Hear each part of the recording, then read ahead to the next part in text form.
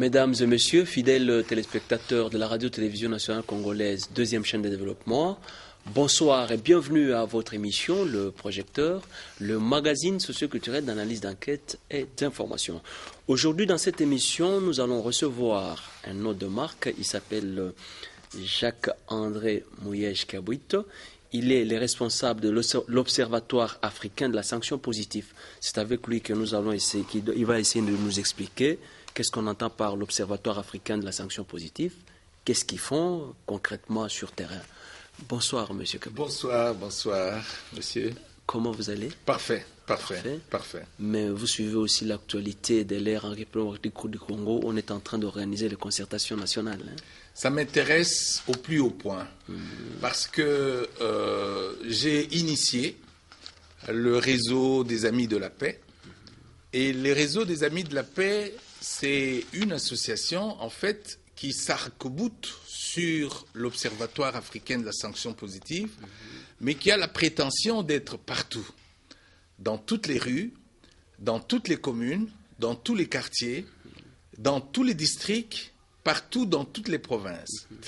Et je dois avouer que nous ne sommes pas encore, on n'a pas le souffle d'arriver partout. C'est une ambition. Oui. Mais l'Observatoire africain de la sanction positive, qui est l'association mère du réseau des Amis de la Paix, fait en sorte que le réseau des Amis de la Paix puisse non seulement être présent, mais faire la promotion de la paix. La promotion de la paix, n'est-ce pas ça le sujet majeur des concertations? N'est-ce pas la paix qui est au centre de la recherche des concertations, de la convocation première des concertations? Et je m'en estime heureux. Ça me donne du tonus pour continuer à pouvoir faire en sorte que la mobilisation soit tous azimuts, afin que la paix puisse être promue dans tous les quartiers, dans toutes les rues, dans tous les districts, avec les contacts non seulement des officiels, mais aussi des contacts entre communautés, que cela soit véritablement une réalité. Il y a une erreur de penser que la guerre est seulement à l'Est. La guerre pourrait être aussi dans notre quartier. On parle des Kuluna, ici à Kinshasa. Bon, quelles sont les mesures que la population, que le chef du quartier, que le chef de rue, que les bourgmestres, quelles sont les mesures pratiques qu'ils promouvoient pour que ces phénomènes Kuluna puissent être éradiqués. Bon, alors, je pose la question haut et fort, et je pense que la réponse, c'est la prise de conscience. La guerre n'est pas seulement à l'Est, la guerre est tout de suite parmi nous. Il faut, pour éradiquer cette guerre, qu'il y ait des initiatives qui puissent permettre, n'est-ce pas, à la paix de s'installer dans toutes les maisons. J'allais dire, dans tous les cœurs.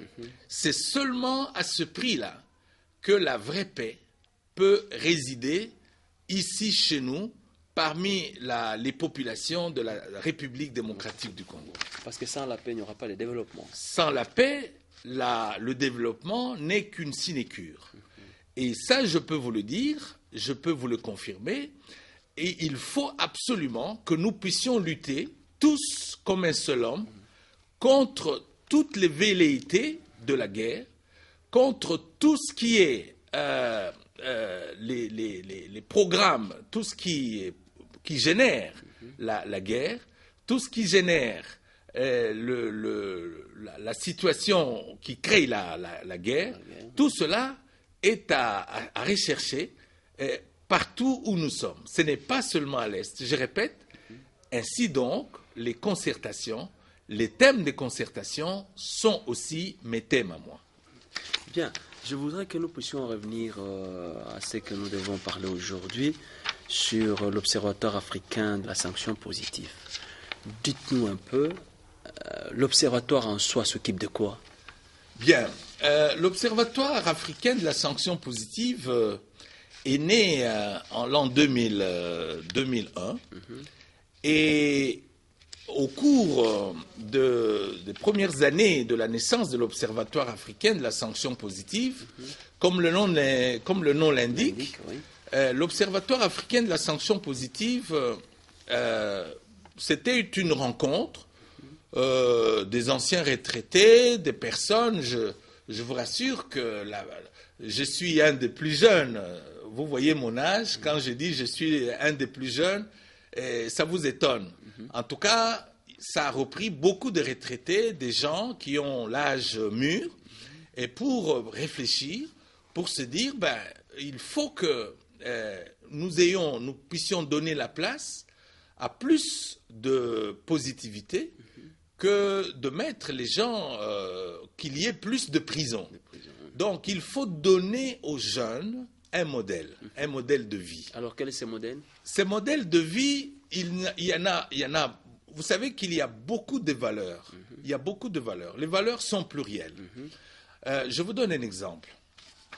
Lorsque un jeune termine à l'université, je parle de l'université, c'est peut-être un peu lointain, lorsqu'un jeune termine l'école primaire, et c'est une dimension essentielle. Il a commencé à l'école maternelle, il est arrivé jusqu'à l'école primaire, ça mérite une sanction.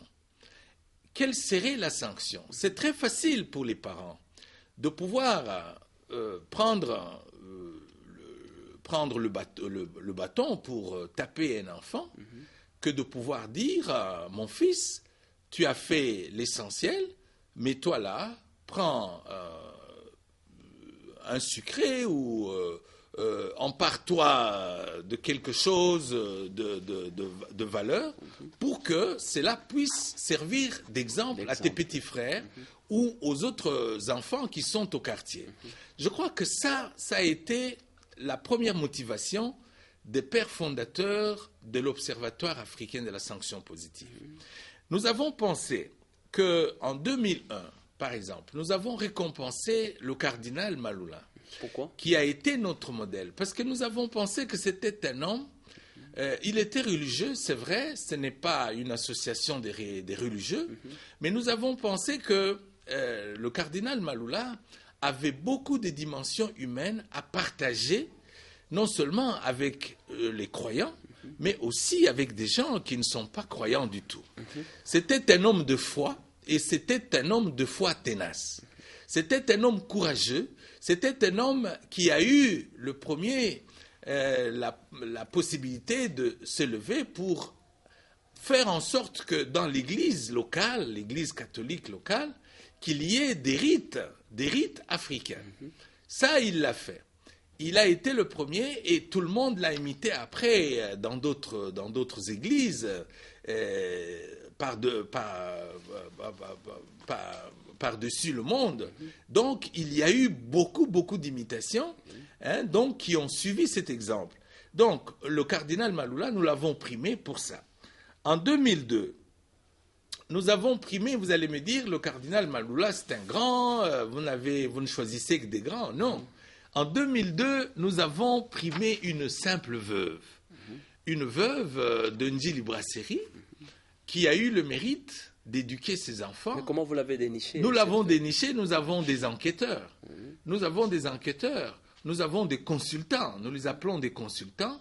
Au moment où vous et moi, nous sommes sur ce plateau, dans ces studios frais, etc., il y a des gens qui sont en train d'essuyer des gouttes de chaleur, qui sont en train de sillonner un peu partout pour rechercher les valeurs.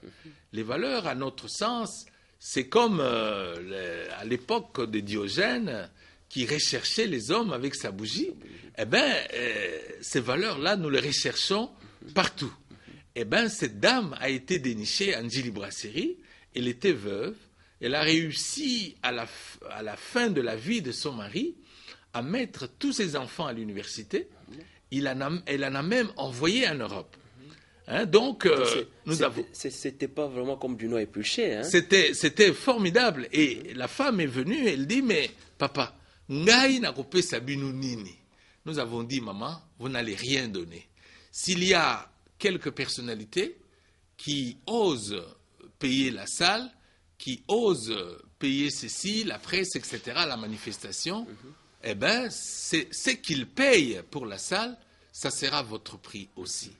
Et au contraire, c'est nous qui devons chercher à vous récompenser, vous, en vous donnant quelque chose. Donc, nous l'avons récompensée. Elle nous a même demandé en quelle langue elle parlerait. Nous avons dit, vous parlerez dans la langue de votre cœur. Que ce soit en lingala, que ce soit en langue locale, vous le ferez. Nous n'avons pas d'exigence à cet égard. En 2006, nous avons, il y a 2002-2005, j'ai eu un petit mandat. Cela a effacé plus ou moins les parcours que nous faisions. Et puis, en 2006, nous avons récompensé le professeur Liaou. Vous savez que le professeur Liaou, c'était un homme de bien. C'était un homme qui avait le souci de bien parler. Alors, nous avons récompensé cet homme qui parlait tellement bien, qui savait que prendre la parole était une dimension supérieure. Et Dieu qui a créé l'homme avec la parole, eh bien, il fallait honorer la parole. Et cet homme-là, nous l'avons honoré parce qu'il parlait bien. Et puis, en 2007, nous avons récompensé Mouzé, Laurent Désiré Kabila. C'était un tribun sans égal. Il pouvait parler sans papier et il était infatigable.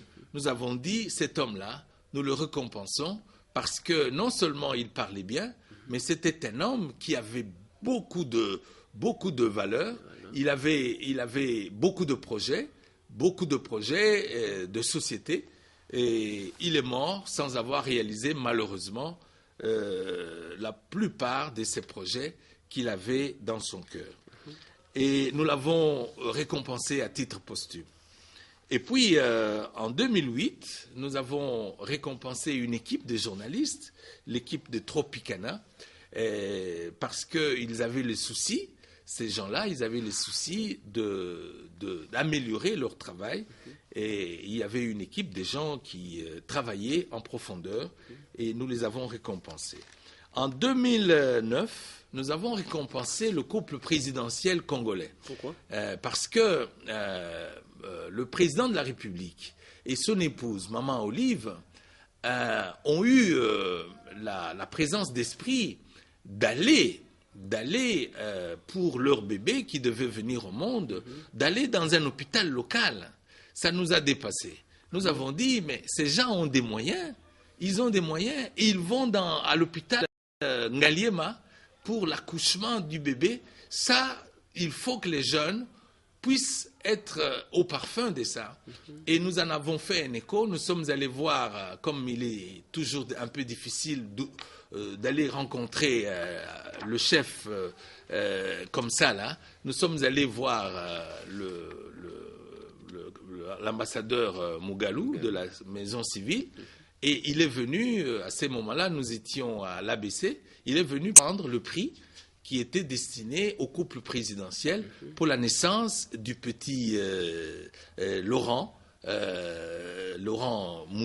qu'on appelle Laurent Mouzé, qui est né à cette époque-là dans un hôpital local et nous avons donné un trophée, nous avons donné une coupe, nous avons donné une médaille et nous pensons que les jeunes doivent suivre ce modèle. Bien, juste une parenthèse, vous allez continuer, mais en vous suivant, les noms que vous citez, en dehors de cette veuve-là, oui. Nous voulons plus savoir cette sanction positive posée à l'égard des gens qui sont démunis. Parce que quand vous nous citez les noms du professeur Liao, on le connaît, c'est un monsieur dans ces pays, le couple présidentiel.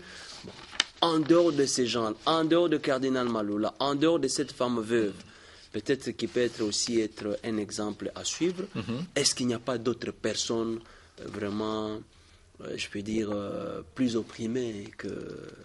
Oui, bon... Démunies, si vous voulez bien, plus démunies. Très bien. La sanction positive, c'est une sanction qui va vers toute personne qui pourrait montrer des valeurs humaines. Et ces valeurs humaines ne sont pas seulement portées par les pauvres ou seulement par les riches. Les valeurs humaines sont portées, y compris par des gens qui sont démunis. Non, M. Kabout, parce qu'aujourd'hui, par exemple, lorsque vous partez chez quelqu'un pour les primer, la première idée, vous le savez. Oui. Et surtout, nous, les Kinois, nous disons, bah, ah, ça c'est... En tout cas, je vais vous répondre à cette question. Si nous sommes allés pour primer la veuve, bon, d'abord, pour parler du cardinal Maloula, la réponse à votre question, elle est déjà dans la première personnalité qu'on a sanctionnée. Qu'est-ce qu'une personne qui est déjà décédée peut vous donner? Voilà. Qu'est-ce qu'une personne qui est morte peut vous donner? Nous avons justement voulu faire le contraire de ce qui se fait couramment. Nous avons dit, celui-là, c'est un grand. Il a rehaussé de valeur notre culture. Il faut le récompenser. À qui est-ce que nous irions demander, puisque je vous ai dit que la deuxième personnalité à être primée, c'est Mouzé. À qui est-ce que nous allions demander de l'argent quand, par exemple, il a s'agi de récompenser Mouzé? C'est à titre posthume. C'est à titre posthume. Et nous avons, et ça c'est la différence entre ce que nous faisons, peut-être avec d'autres personnes que vous connaissez, qui font cela peut-être, c'est que nous pensons que les valeurs sont habitées aussi bien par les personnes qui sont vivantes que par les personnes qui sont décédées. Et donc, quand nous récompensons une personne qui est décédée, c'est plus pour faire appel à la jeunesse que pour faire appel au fond, en quelque sorte. Donc, cela se fait sans calcul. Il peut arriver qu'une personne qui est récompensée puisse dire, attention, vous êtes une association et vous êtes vous-même en train de faire ce travail dans le bénévolat, eh bien, moi, je vais contribuer avec une rame de papier, je vais contribuer en prenant en charge la salle, je vais contribuer. Monsieur John, je pense que ça, c'est la moindre des choses. On ne va pas cracher sur une contribution. Même le prix Nobel. Le prix Nobel s'affiche grâce aux contributions des tiers. Nous ne serions pas fâchés si, après avoir sanctionné les gens, que dans notre pays, que nous puissions avoir un prix Nobel.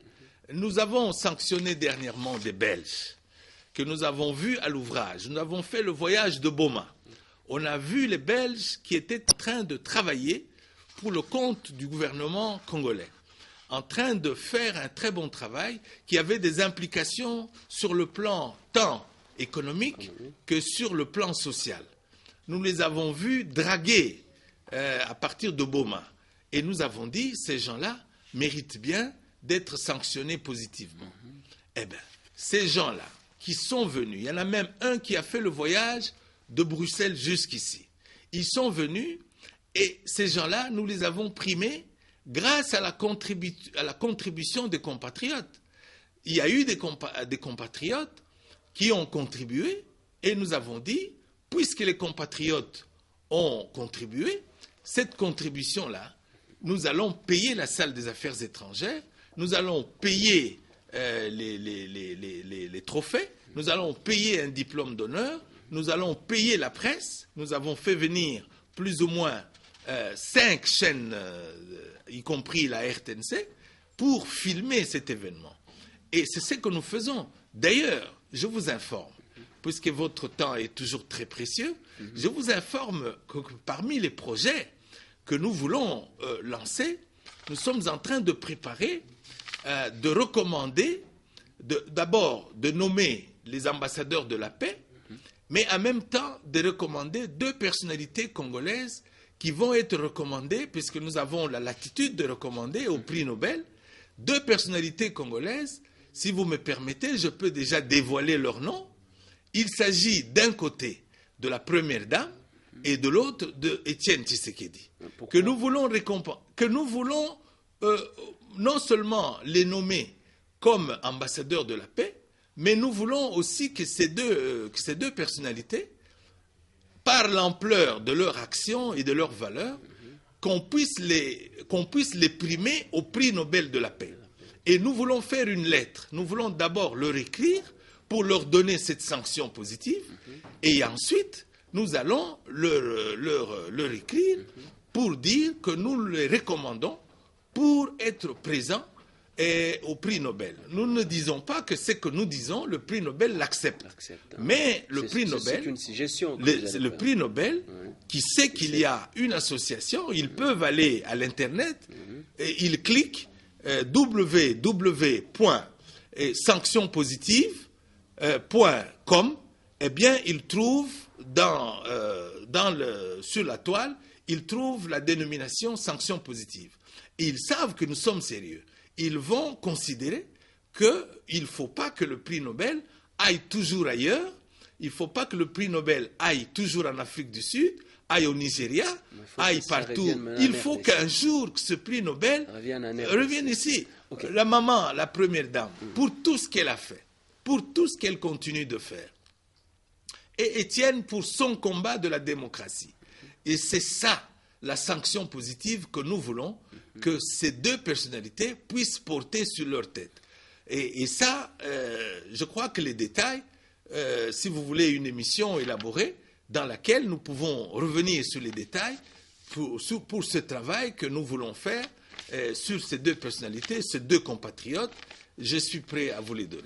Bien, si un téléspectateur est en train de nous suivre en ce moment, mais il veut savoir, maintenant nous sommes en train de parler de l'émergence de la République démocratique du Congo.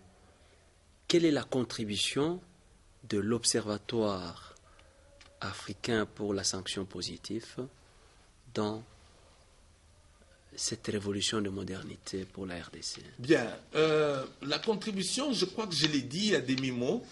La première contribution, c'est d'avoir, il est en amont, c'est d'avoir imaginé que la sanction positive est une valeur. Mon cher John, on ne pourra jamais créer le développement, construire le développement sans valeur. En tout cas, en amont de tout développement, il y a eu d'abord des valeurs. Et ça, je m'insurge. J'ai beaucoup d'amis qui sont expatriés. Je suis moi-même consultant dans les organismes internationaux. Et beaucoup d'amis me disent ceci. Il y a un problème majeur qui est un obstacle pour le développement de votre pays, la République démocratique du Congo. Ces problèmes majeurs se situent au niveau justement des valeurs humaines. Il y a un ami qui m'a dit, voilà, j'arrive au Congo pour construire, je donne de l'argent à l'entrepreneur prend le large avec mon argent et il ne s'est jamais pointé, on l'a cherché dans tous les postes de police, on ne sait pas là où il est caché. Je donne de l'argent aux maçons pour continuer le travail, les maçons emportent chaque jour un sac de ciment à mon insu, et au finish, je n'arrive pas à terminer mon travail. Eh bien, ça, c'est un problème majeur. Il faut que le développement puisse s'ériger sur des valeurs humaines.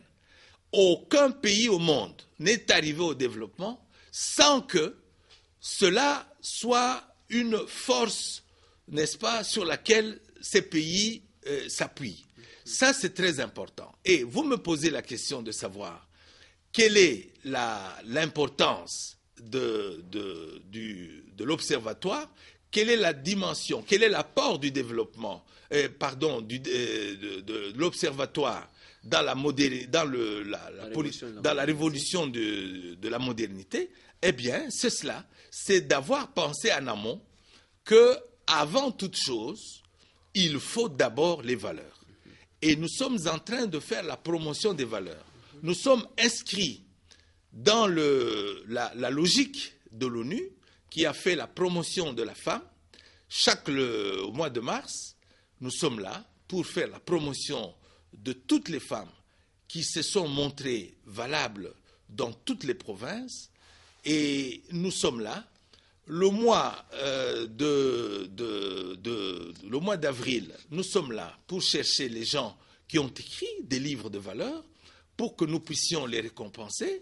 Le mois je prends ça au hasard, le mois de juin, par exemple, le mois consacré à l'environnement, nous sommes là pour voir qui est-ce qui a fait la promotion de l'environnement, et etc., etc.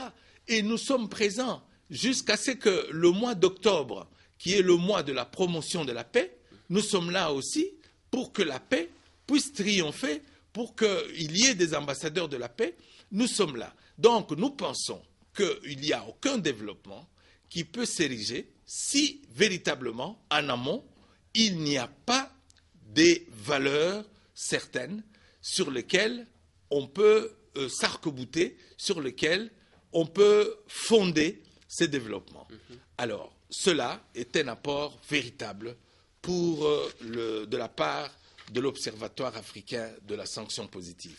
Et puis, je m'excuse, vous avez certainement beaucoup de choses à dire, mais comme je suis votre invité, je crois que j'ai la primauté de dire encore un peu plus. Oui. Et la deuxième contribution... Je le permets. Merci. La deuxième contribution, c'est la contribution qui est due aux amis du réseau de la paix. Je vous ai dit que nous voulons faire la promotion de la paix jusqu'à ce que, dans chaque rue, dans chaque quartier, dans chaque commune, nous allons installer ces amis de la paix qui doivent faire la promotion de la paix, qui doivent s'ériger en témoins de la paix, qui doivent travailler avec les autorités de la police, qui doivent dénoncer toutes les personnes, par exemple, qui font le koulouna, qui doivent dénoncer auprès des autorités toutes les personnes qui veulent faire la guerre, qui doivent dénoncer tout cela. Donc, en tout cas, pour les deux dimensions, je pense que vous allez, monsieur John, vous allez certainement, au sortir de ces studios, vous allez me sanctionner positivement. Bien, je voulais quand même, vous puissiez nous parler quand même le projet d'avenir pour l'Observatoire africain pour la sanction positive. Bien, nous sommes en train nous voulons que toutes les personnalités de bonne volonté qui nous suivent en ces moments puissent savoir que dans notre poitrine, dans notre tête, se bousculent des initiatives de très grande valeur. Mais nous n'avons pas assez de moyens. Et que les moyens qui peuvent se profiler quelque part, nous pouvons disposer de ces moyens pour que nous puissions être en mesure d'aller planter le drapeau de la paix partout. Les projets d'avenir, ce sont des projets de développement. Les projets d'avenir, ce sont les champs. Les projets d'avenir, c'est une ceinture autour de Kinshasa, une ceinture de développement qui pourrait changer les habitudes, par exemple, des jeunes qui, au lieu d'aller couper les innocents et leur arracher leur bourse, ils doivent aller travailler pour produire afin que, une fois que le ventre est calmé, que nous n'ayons plus besoin d'aller chercher à couper les bras, à couper la tête des gens pour aller dévaliser, etc. Donc ce sont des projets que nous voulons aussi arriver partout dans les provinces. Puisque j'ai dit, comme je l'ai dit, la paix, ce n'est pas seulement, la guerre, ce n'est pas seulement à l'Est, mais la guerre, si on y fait garde, on y prend garde, c'est partout. Il faut que les réseaux des amis de la paix puissent dénoncer les jeunes gens qui vendent, par exemple, qui vendent du chanvre, qui vendent les boissons dits soupunatolo, et qui sont en train d'organiser la dépravation de la jeunesse. Il faut que tout cela puisse être révoqué, puisse être dénoncé. Il faut que partout, en Europe, où se trouvent les jeunes gens qui ont perdu le Nord et qui sont prêts à découdre, à taper les autorités, et uniquement parce que ces gens-là ont choisi de travailler dans un camp, et ils sont en train de les suivre pour les taper, etc. Ils ne tapent pas seulement des autorités qui travaillent pour leurs parents, etc. Mais ils tapent aussi les pauvres musiciens, etc., qui sont en train de chercher à subvenir aux besoins de leur famille, etc. Il faut que, partout là-bas, que la voix de la raison, que la sanction positive puisse frapper ces cœurs-là pour qu'il y ait des modèles, pour que ces modèles-là ne puissent pas faire aboutir les gens en prison, pour qu'au contraire, que ces modèles-là puissent planter le drapeau de la paix partout en République démocratique du Congo, jusqu'à l'étranger.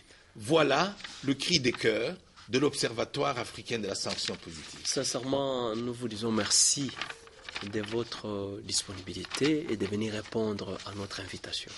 C'est à moi de vous remercier. Nous disons merci à toute l'équipe technique. Merci à vous tous qui nous suivez sur toute l'étendue de la République démocratique du Congo.